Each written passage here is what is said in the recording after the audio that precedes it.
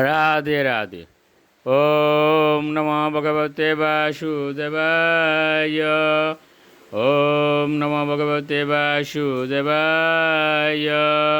ওম নমো ভগবতে বাসুদেবায়। এই চৈতন্য চরিত্রামিত্র আধলীলা প্রথম পরিচ্ছেদ গুরুবাদী বন্দন মঙ্গলাচরণ। শ্লোক 21। তিনের স্মরণে হয় বিঘ্ন বিনাশন, অনায়াসে হয় নিজ বাঞ্ছিত পূরণ।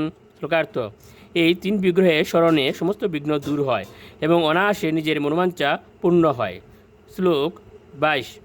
সে মঙ্গলাচরণ হয় ত্রিবিধ প্রকার, বস্তু নির্দেশ, আশীর্বাদ, নমস্কার।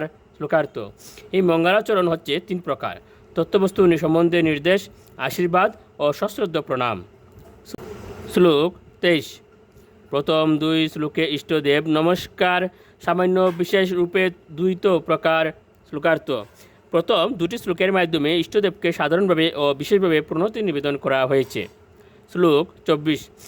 তৃতীয় শ্লোকেতে করি বস্তুর নির্দেশ, যাহা হইতে জানি পরতত্ত্বের উদ্দেশ্য। শ্লোকার্থ: তৃতীয় শ্লোকে পরম তত্ত্ববস্তু সম্বন্ধে নির্দেশ প্রদান করা হয়েছে। এই বর্ণনার মাধ্যমে পরম তত্ত্বকে দর্শন করা যায়। শ্লোক 25।